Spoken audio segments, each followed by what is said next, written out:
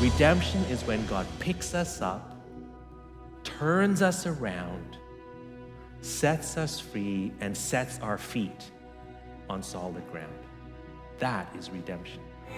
You have broken every chain. There's salvation in your name, Jesus Christ, my living hope.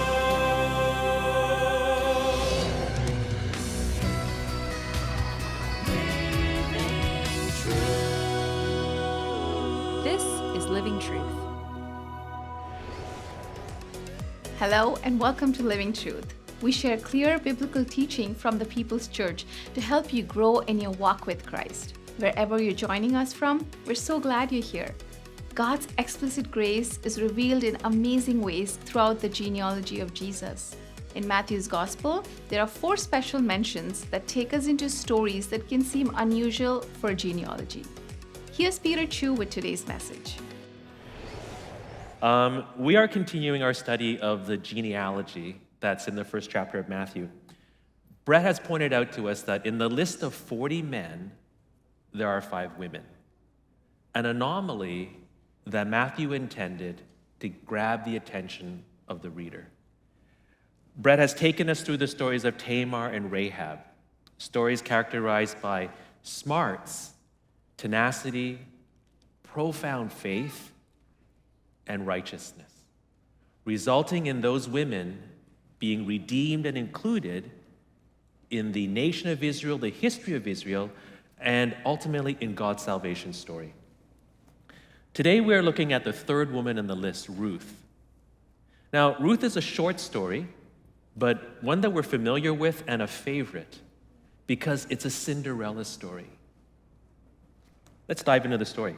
The story begins with a setting. We're told that it is the time of the judges. Right away, this is dark and ominous. The time of the judges was a time of lawlessness, moral, social, civil chaos in Israel. The last verse we read from Judges echoes in our minds. In those days, Israel had no king. Everyone did as he saw fit. This is the world that Ruth and Boaz and Naomi live in. Chaos. The line from Judges seems to imply if Israel had a king, all their problems would be solved. The reality is that Israel already had a king, God. She just chose not to listen to him. It's a time of the judges. We're told that the setting is in the little town of Bethlehem in the tribe and territory of Judah. Now, Bethlehem, if not for it being David's hometown, would have remained in obscurity. It's a little town in the middle of nowhere in Judah. But that's the importance of Bethlehem, or the lack of importance. It was nowhere until David became king. There is a famine. It's only the 4th recorded famine in the Old Testament since Genesis. Surprisingly, the book of Judges does not record a famine. The famine prompts a family, mom, dad, 2 sons, to relocate from Bethlehem to Moab. The question in the reader's mind is, should they have stayed in Israel, God's land to them, and trust God to look after them? When they moved to Moab, we begin by reading that they wanted to live there for a short while. Then we read they lived there. The sons marry Moabite women, and they end up staying there for 10 years. Then tragedy strikes. The father dies, both sons die. The widows are barren, they have no children. The mom, Naomi, hears that food has now appeared in Bethlehem, and she decides to move back. Culturally, the daughters-in-law are supposed to stay with her, but she releases them and says, go back to your people, remarry, have a chance to start a new life. There is no hope staying with me. One of the daughters-in-law, Orpah, She does the sensible, reasonable, practical thing. She goes back to her people. But Ruth chooses to stay with Naomi. She does the unexpected, the illogical, the unreasonable. And she walks onto the stage of the story with her famous words to Naomi. Where you go, I will go. Where you stay, I will stay. No matter what lies ahead in the future, I am committed to you. She goes on, your people will be my people, your God, my God. Ruth has walked away from all that she has known in Moab and is now joining herself to her mother-in-law's people, and the God of Israel. The next phrase Ruth says is not a repetition of her commitment to Naomi. Where you die, I will die, and there I will be buried. What she is communicating is the permanence of her decision. What she is saying is, Naomi, even after you die, I will remain in the land of Israel. I am not going back to Moab. Her decision was complete and comprehensive. Regardless of what happens to Naomi, Ruth has made her choice. There is no going back to Moab. The women arrive in Bethlehem, and we read the next piece of dialogue.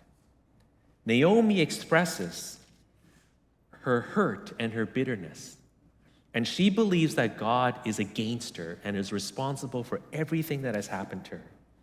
And she makes a statement 4 times. The Almighty has made my life very bitter. I went away full, but the Lord has brought me back empty. The Lord has afflicted me. The Almighty has brought misfortune upon me. The fourfold repetition drives home her conviction that it is God who has turned against her. Now, understand what the author is creating for us. Naomi's bitterness and her belief that God has turned against her, contrasted with Ruth saying, this is the very God that I choose to turn to. Her mother-in-law is disappointed, but this is the God that Ruth turns to. The story ends in chapter 1 with the narrator telling us that they had arrived back in Bethlehem at the time of the barley harvest. It is harvest, but not for them, because they never planted. The question in the reader's mind is, how will the 2 widows survive? We move into the second chapter.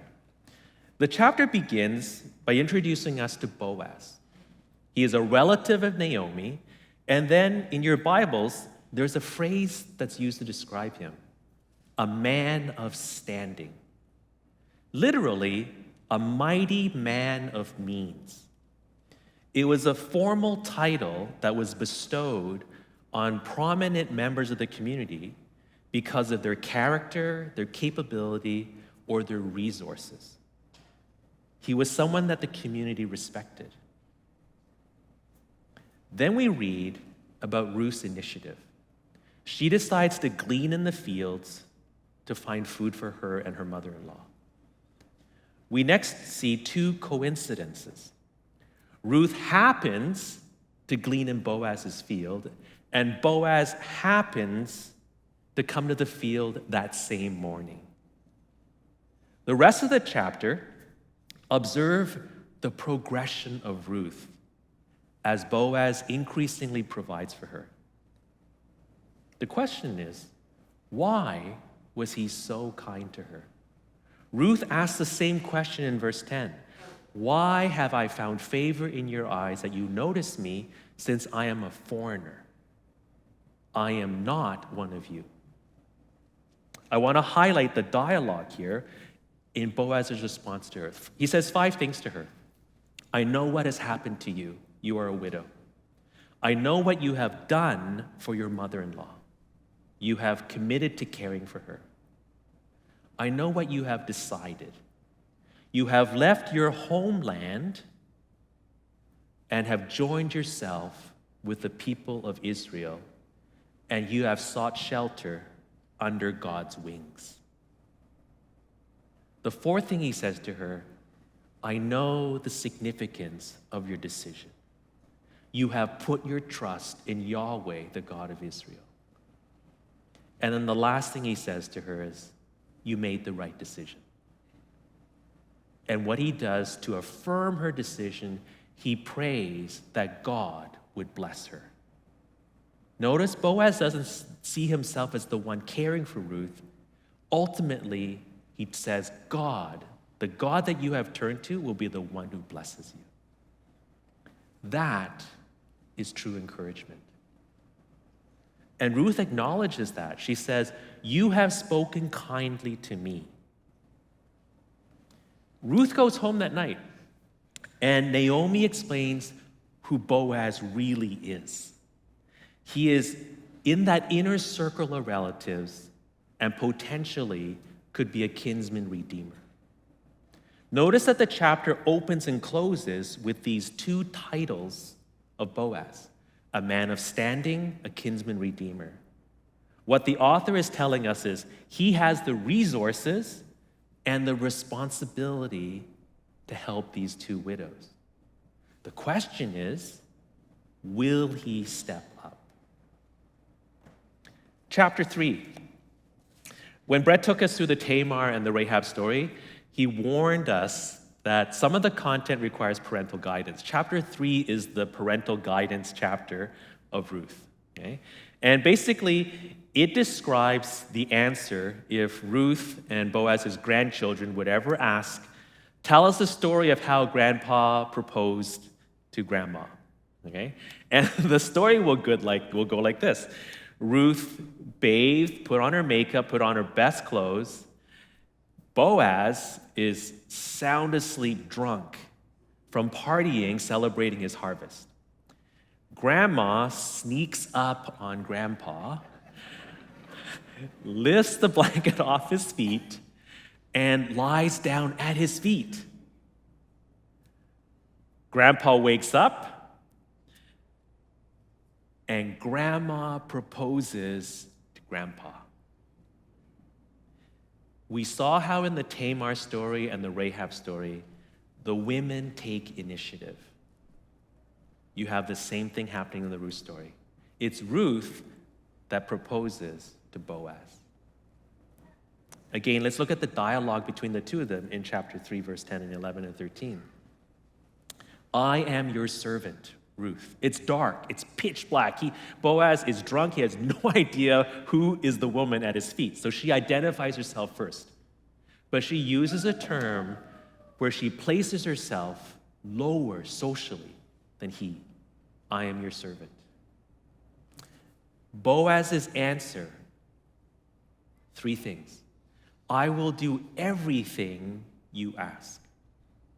The second thing, everyone knows you are a woman of noble character. He uses the female equivalent of the title given to him in chapter 2, verse 1. He is called a man of standing. He takes the female version of that term and assigns it to her. You are a woman of standing. Ruth presents herself as his servant. Boaz's answer to her is, no, you are not a servant. You are equal to me. He looks beyond the fact that she's a foreigner, she's poor, and she's a widow. And he says, no, you are a woman of excellence. You are equal to me. Now, at this time, the violins are going nuts. This is the romantic climax. The two of them finally have expressed their love for each other. And then Boaz drops this bombshell. There is a closer relative. Boaz doesn't waste any time. In the morning, he rounds up the closer relative, the city elders, they sit down, and he tells them, look, here's the deal. Naomi's selling the land. If you buy the land, you have to marry Ruth as well because she comes with the property. And the relative says, no way. He literally is saying, it would ruin me. It would endanger me. Boaz right away formally declares his intention to buy the land, marry Ruth, and to raise up children in the Levirate marriage. The elders give their approval. They issue a prayer of blessing on Ruth, on Boaz, and on any children God may bless them with. We know the story. God does bless them with a son, Obed. And when the son is born, the women of the village give a blessing to Naomi. That blessing is the women's answer to Naomi's complaint from chapter 1. God is responsible for my losses, and God is against me. The prayer of blessing tells Naomi, yes, God is responsible for your losses, but he is never against you. He had something even better for you. In fact, look at your daughter-in-law. She is worth more than 7 sons. Now, in ancient Israel, for a daughter to be equated, equal in value to a son, was a huge compliment. For a woman to be complimented as being more valuable than 7 sons was unheard of, because 7 sons was the ideal dream of any Jewish father. David was the 7th son of Jesse. So for Ruth to be given that compliment was unbelievable. And remember, that compliment came from other women. And they are saying to Naomi, you have no idea how rich your life has become. God is responsible for what you have gone through, but he is not against you. Now, if the story stopped right there, we have a love story in a very small town, farming community in the middle of nowhere. It is not a story that Netflix is going to pick up.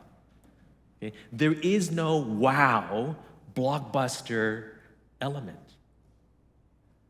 until you read the genealogy that's at the end of Ruth. And then you find out this is not just any marriage or any son. These are the great-grandparents of King David. And all of a sudden, it goes from a cute little love story in a small town to, hey, this is an inside story on Israel's royal family. The genealogy elevates the whole story. So what? Let me leave us with 4 points. First, look on the inside. What was Boaz doing marrying Ruth? She's a Moabite, and God had said, have nothing to do with Moabites.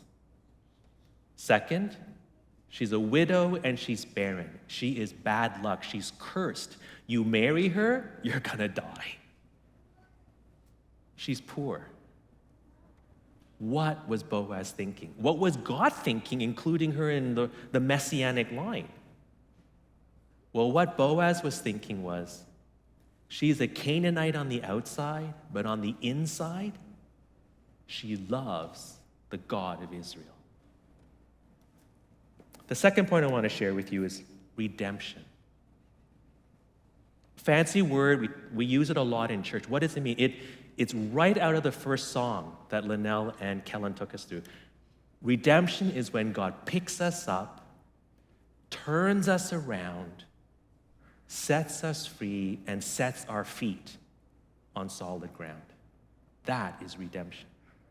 We see it happening to Ruth, Moabite to Israelite, widow to wife of Boaz, barren to a mom, inclusion in Israel. It happens to Naomi, and it happens to the Redeemer, Boaz himself.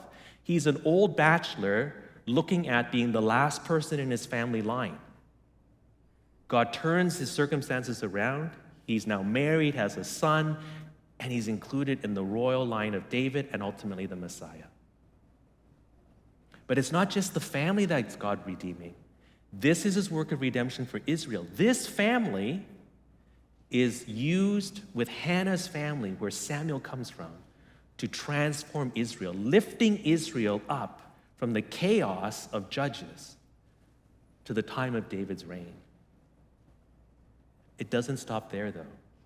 This story is a chain in God's salvation story that began from Genesis 3:15, the promise of a Savior, through Abraham, Isaac, Jacob, Judah, David, and ultimately to Jesus Christ. Redemption. Picking us up, turning us around, freeing us, setting our feet on solid ground. The third point I want to share with you is the purity of Ruth's faith. Abraham walked away from his people, his family, his country, because God told him and also offered him promises. Tamar had a pledge, a ring, a cord, and a staff from Judah. Rahab had the promise from the spies. Ruth had no promises. All she had was loss and heartache. There was no promise from God saying, if you go to Israel, I will turn your life around. There was nothing from God. But she chose to join herself to God and to God's people, even if she remained for the rest of her life widow, barren, poor. She made her choice with no promises from God. The last point I want to share with you is probably my favorite reason for loving this book. In the story of Ruth, there are no giants killed. There is no parting of any water. No one sends down fire from heaven. They plant, they harvest, they get married, they have kids, they die, repeat. It's boring, little things of everyday life. But it is in the faithfulness to God in everyday life that Ruth and Boaz demonstrate that God magnifies and multiplies. Now, Judah received Jacob's blessing that there would be kings coming from his family in Genesis 49. Nothing happens for 10 generations. People are born, they get married, they have kids, they die, repeat, 10 generations. Ruth and Boaz, nothing happens for 3 generations. They just faithfully farm in Bethlehem. And then one day, the old man shows up at the family home.